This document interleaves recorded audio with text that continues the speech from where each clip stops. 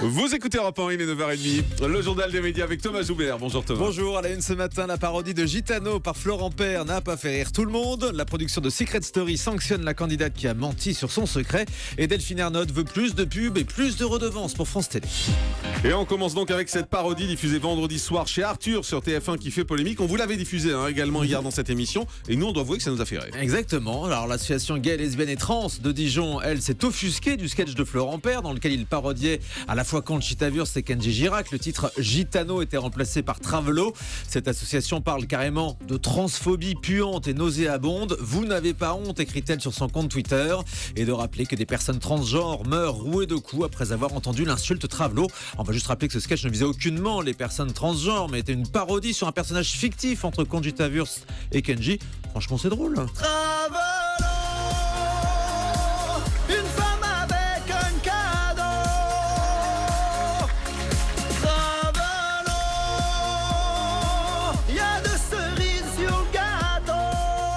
Ça me fait rire.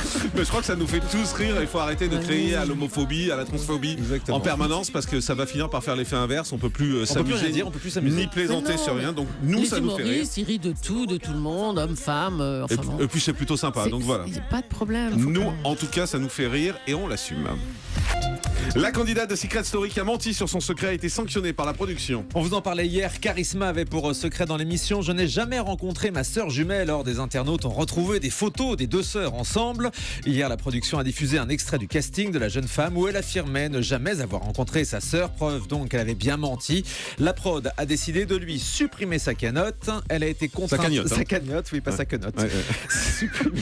Ça, c'était dans Popstar Money à l'époque, pour ceux qui s'en Ça souviennent. connote aussi. Sa cagnotte. Oui. Elle a également été contrainte de révéler son secret aux autres habitants. Et maintenant, ce sont les autres candidats qui vont décider si la jeune femme peut rester ou non dans la maison.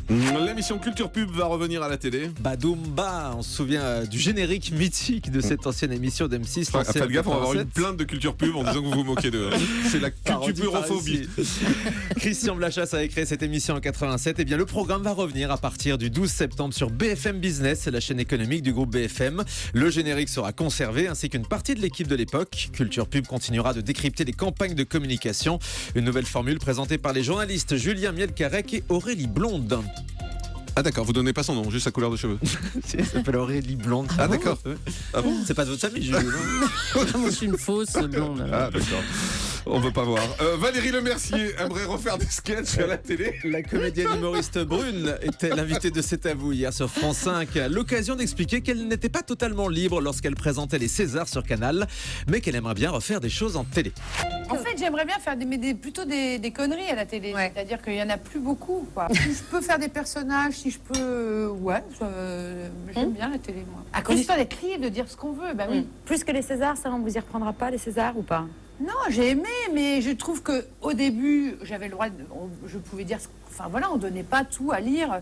Moi, là, au théâtre, je ne donne pas à lire ce que je vais jouer. Ouais. Et si un jour, il y a un truc qui ne me plaît pas plus, ou un nouveau truc que je trouve dans la journée, je ne le soumets à personne. C'est-à-dire que c'est un endroit où on dit ce qu'on veut. Voilà, on dit ce qu'on veut au César. Effectivement, elle était très bien. Moi, j'avais adoré quand elle présentait les Césars. La nouvelle présidente de France Télé n'est pas contre le retour de la pub après 20h. Delphine Ernotte a expliqué hier devant l'association des journalistes médias qu'elle comptait trouver de nouvelles ressources pour France Télé.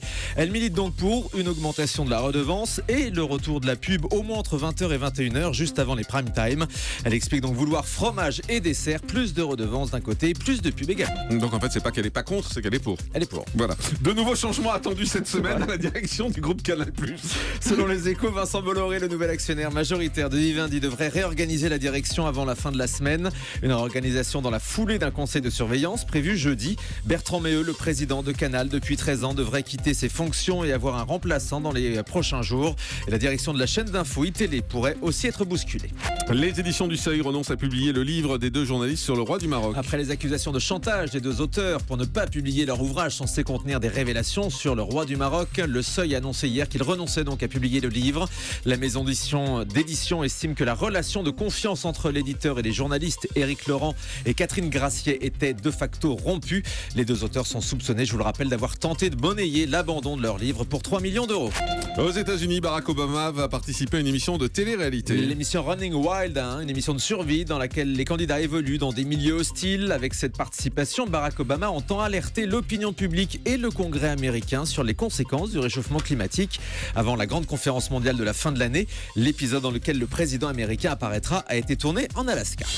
Et on termine avec le chiffre du jour. 254 000 téléspectateurs, l'audience de la chaîne Chérie 25 hier en prime avec le film 18 ans après. C'est une audience qu'on peut désormais vous donner car la chaîne intègre depuis ce matin le Mediamat quotidien, c'est-à-dire que comme les autres chaînes, ces scores sont publiés tous les matins à 9h. Merci Thomas. Culture Pub, c'était ça. Culture pub. Des souvenirs. Oui. Jean-Marc Morandini sur Europe 1. Le Grand Direct, 9h midi.